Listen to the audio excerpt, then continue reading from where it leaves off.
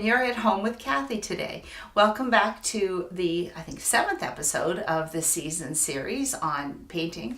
We're using the Quick and Easy Paint Transformation book from Annie Sloan. This dresser is now a linen chest, and it's finished. We used the Venetian inspired cupboard as the look we were looking for, only we reversed the colors. Instead of doing exactly as it was in the book, we did change it up a little bit, but we had some hand details here that were really nice. We did a two-color paint, dipping the brush in one tone of cream in this case and duck egg blue on the other. Same paint or same brush, two different paints, and they blended together, and it's given us this lovely wash across the top. Very soft looking. Then I used cream on the inside with a little bit of primer red detail. And as you can see, it's not perfect. It's hand done. The grooves were hand done, so nothing is perfectly straight, but it's kind of the folk art piece that I was looking for that room. Little bit of hand detail, and it certainly has given this beautiful old dresser some lovely new lines, and definitely more contemporary in the Swedish dining room that we started last year. We're going to move to the lamps. They were the last show we did. And the lamps were a roadside find. We glued the spindles back together where they needed to be glued. We did Scandinavian pink with a crackle finish. I did a black wash in graphite, half paint, half water, just to bring out some of the details, and clear wax the whole thing. The shades were painted in Scandinavian pink, and then just using little bits of cardboard, we did a little bit of flower detail. So 2 roadside finds, reincarnated, and will look beautiful in almost any room in this house now. So let's get started on this week's projects. So this week, what I wanted to do was revisit a project that I actually picked up last year and when we did the season, but I didn't have time to fit it in. I had so many projects last year. The book we used was the Colored Recipes for Painted Furniture. We're going to just skip this what we've been doing with the projects, and we're going to go back to one I wanted to do last year, and I'm going to show you a technique. It's this chair, and it's called a gilded rococo chair. I'm not really sure how you say that, but rococo, I think. And the toile fabric you see on the chair is very similar to what I used in the room for the curtains and the bed skirt of the French room that we did last year, the bedroom. But what I really liked was the detail on these carved pieces. When this chair was offered to me, I said, perfect, because it has all those details. It's obviously a reproduction because this is pleather and hasn't held up very well. But the carved details are quite ornate, and I think they would do very well in something very similar to this piece. So we're going to start by painting our carved pieces in primer red. The reason is, if you build red as a base coat and then put a couple of lighter colors on top of it, we're going to use old ochre. We're going to pull back a little bit of the old ochre to reveal the red, and then we're going to use gold gilding. And gold and red are really beautiful together, so we want a little bit of that look. The reason we're using the old ochre is because we're going to paint the chair in Napoleonic blue. We want this to be a deep blue, and it is an experiment. We're going to find out if we can make this look like an old leather chair. So let's get started. First thing we're going to do is paint all the wood, all the legs here and arms with primer red. I'm going to use a small round brush for this. I don't have a lot of surface area, but I do have a lot of detail. If I weren't painting this fabric, I would have put a piece of cardboard or I would have taped this off, but because we're painting it, I'm not that worried if I get paint on it right now. So I kind of have to wiggle my brush into these details because that's where I want the red to end up in here. We've kind of done this effect before earlier this season when we used Emperor Silk on the little hall table. Did something very similar to that. I have to get all the way down here and just it's kind of like a true primer. ironically using primer red. And it's going to give us a good base to paint the old ochre. And in this, you really want to make sure you get into all the grooves.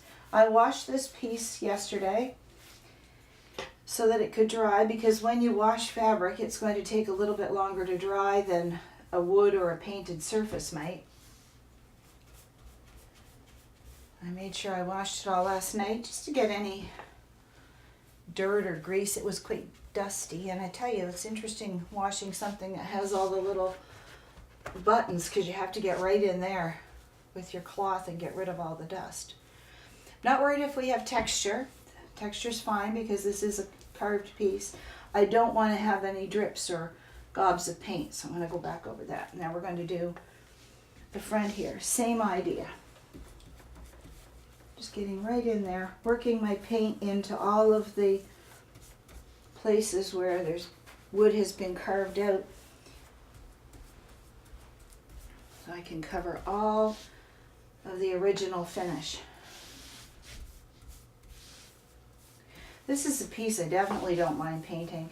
I know it's reproduction. I know it wasn't very valuable, and I know that the fabric, you can see it, is all picked. And I don't think it's just been cats. I think it's just the way the fabric is worn. The reason I think this leg is going to be particularly beautiful is you can see there's a ball here. It looks like one of the claws on a ball, and that ball, we're going to gild it so the gold really shows up. So I do want to get a coat of paint on it and give the gild a little something to hang on to.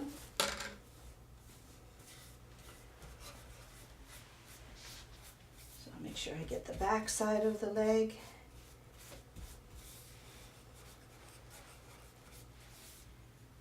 And again, just going to go making sure I have all of the wood, all the carving, all the indentations and grooves with paint. And go back over and just do the inside. Then we're going to let this primer red dry.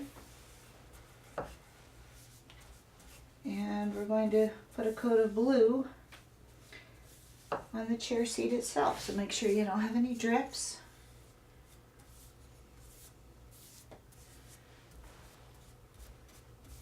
And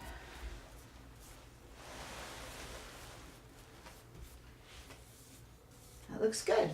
I'll put the primer red aside. So we're going to use Napoleonic blue. When you're painting fabric, you might remember if you watched me do the dining room series last year, we painted all of the chair seats in the dining room. And when you paint fabric, you would normally start with the fabric being wet.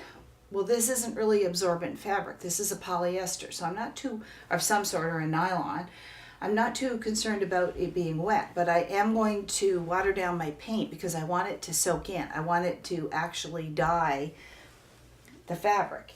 And one of the reasons I chose Napoleonic blue was because it's so dark, it should be a good covering paint.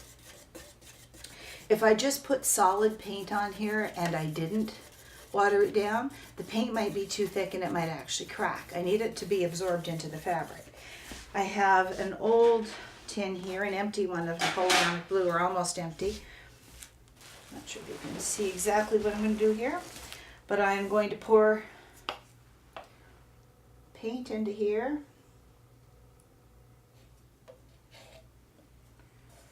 I'm going to add some water.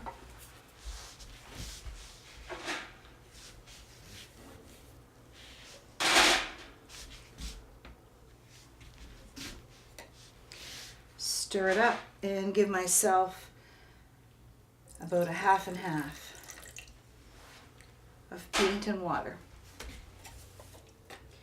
And that's what we will do on this chair.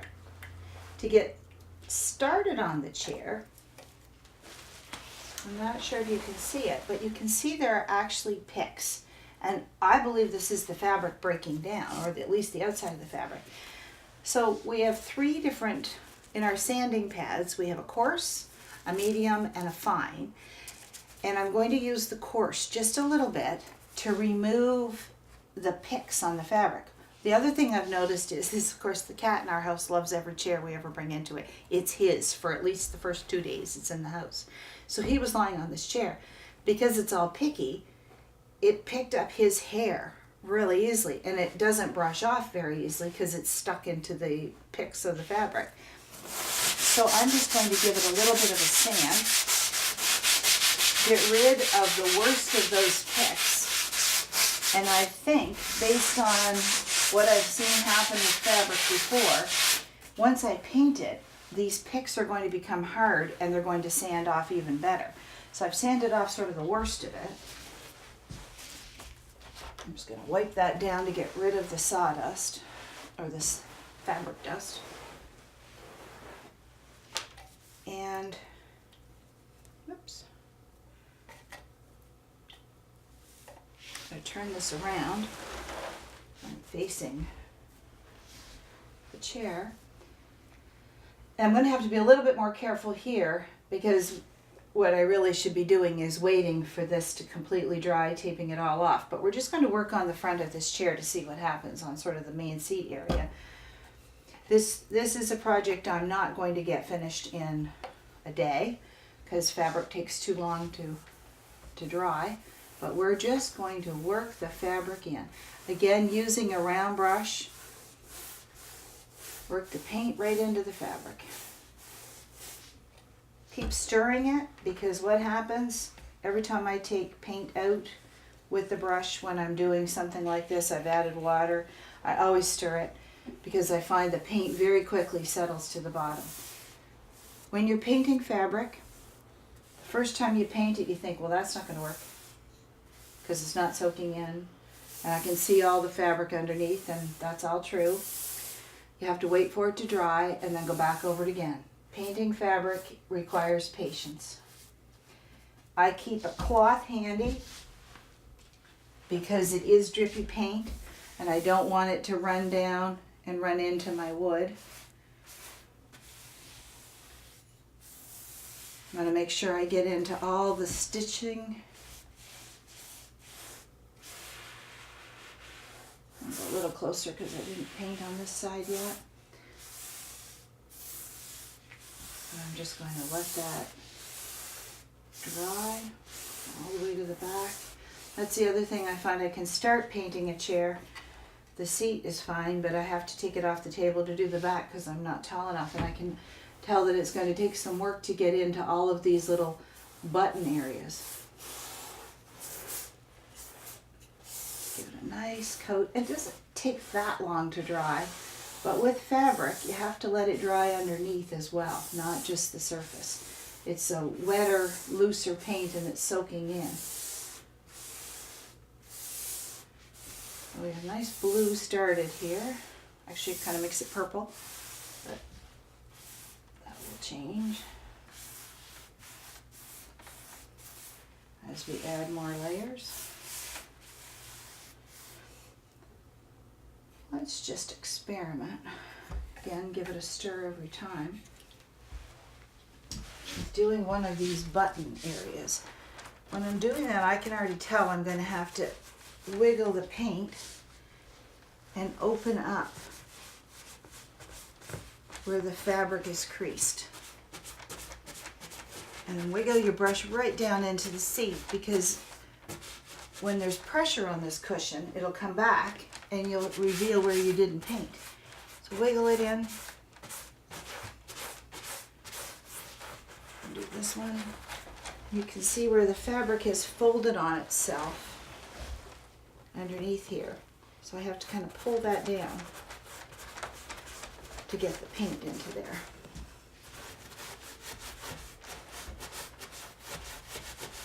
These round brushes are great for this. You get right in there.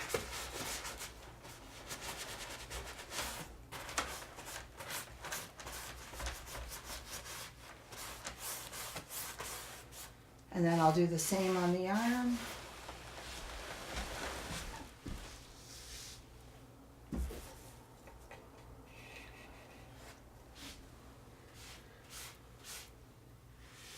careful as I come up to my primer red.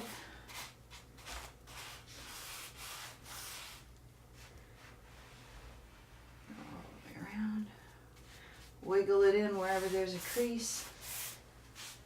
And painting the fabric, I'm not really worried about the grain. I'm not worried about seeing brush strokes or anything like that, because so much of it gets absorbed by the fabric that you don't really even see that. I'm just worried about getting it all covered properly.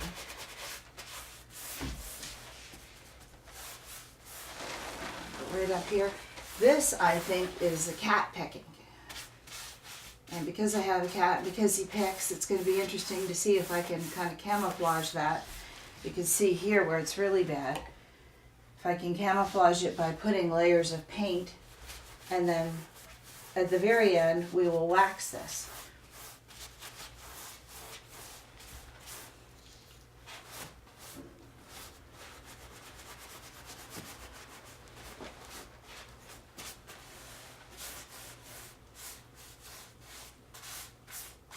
Of course, this back leg will be painted. All the wooden parts of the chair will be painted in the primer red. But just for purposes of the video, I wanted to show you the blue as well.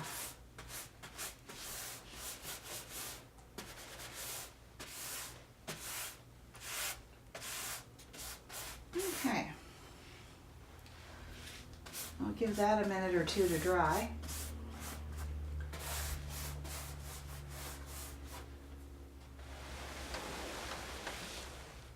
And come back to it with a second coat. I have a coat of primer red on the chair and our first coat of Napoleonic. The next coat I'm going to do is Old Ochre. The primer red really is to act as a primer because when we gild the chair in gold, we're going to bring back just a little bit of this red. But now I'm going to do the Old Ochre. The primer red against the Napoleonic is beautiful, but that's not the look that I necessarily want to end up with. I'm going to make this chair look a little older. Hello, Zoe.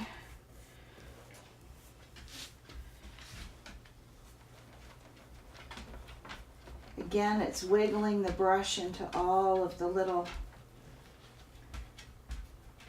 crevices in the paint, in the wood.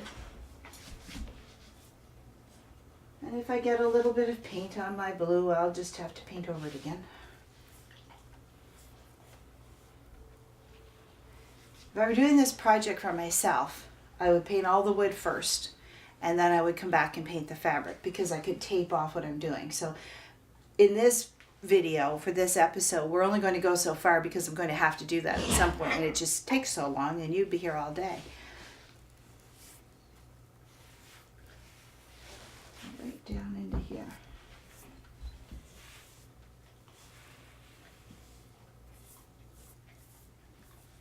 And into on the back of the arm.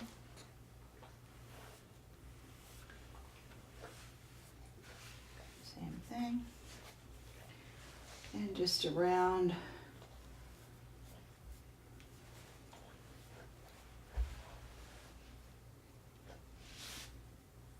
oops.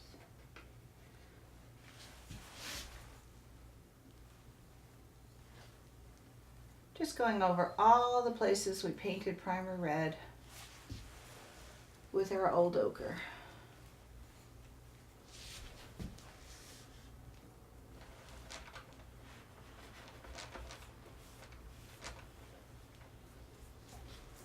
There. Again, to get a little bit of texture in the paint, that's fine. Don't mind if I see the brush strokes at all.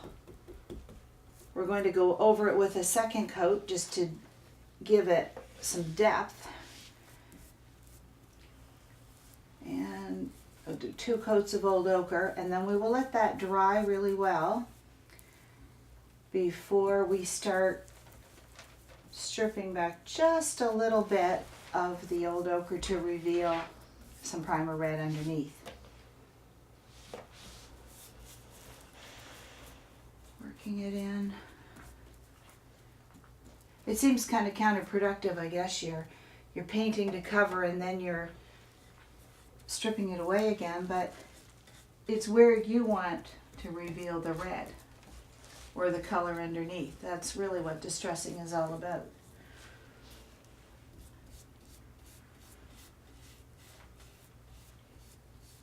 Makes it kind of artistic because it's your interpretation of what the piece should look like.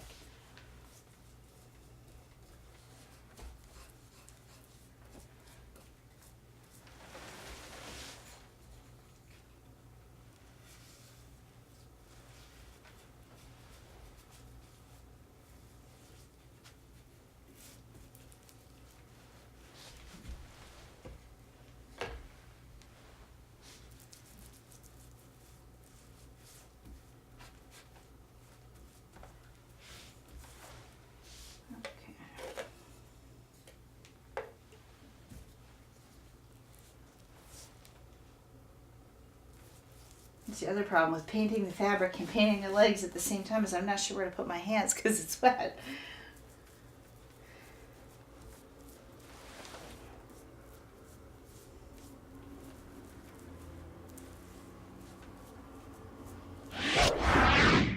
The seat is dry enough to get a second coat on, and I'd like to do that just to find out what it's going to look like. You can already see there's a definite blue tone now compared to the brown that we had. And I thought it would actually raise the grain a little bit more, so I'm going to put a second coat on. Already you can see there's more blue. And remember, I'm using about half paint, half water.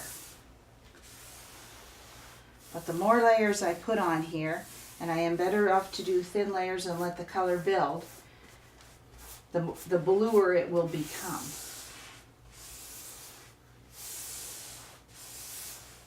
I just go back and forth to make sure I have sort of the same amount of paint worked in. Every time I get blue out of my can, and it's in the can, but I added water to this paint.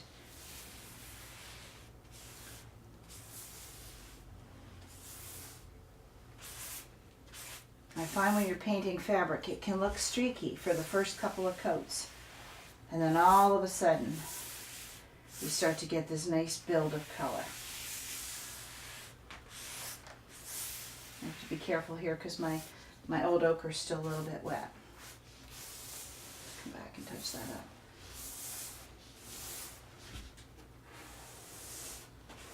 Let's just leave this and we'll see what this looks like in a few minutes, and that'll tell me maybe how many more layers I have to do. Back at our Rococo chair, I'm going to look that up so I'm saying it properly when I finish it. We're going to do a light sanding on this chair. I can see, I can feel, it's hard to you to know that in the video, on the camera, but I can feel there's some texture, a little bit of the nap that has come up here. And because it's been stiffened, the bits of fabric have been stiffened by the paint, they should sand off quite nicely. And that's what I wanted. That does not make a comfortable chair if you're sitting in it and your legs are rubbing against something scratchy. But as soon as I do that, I can feel and I can see the smoothness. I'm using the medium sanding pad from Annie's phone. This particular part of the chair has thin coats of paint on it. All of my little, not all, most of my little nubby bits are now sanding off. And I can imagine that what's going to happen with this is I am going to end up doing at least 2 more coats, possibly 3, but they're very thin coats and they go very quickly. You can see even the difference here, even after sanding it, how much darker this is with 2 coats than right here with 1 coat.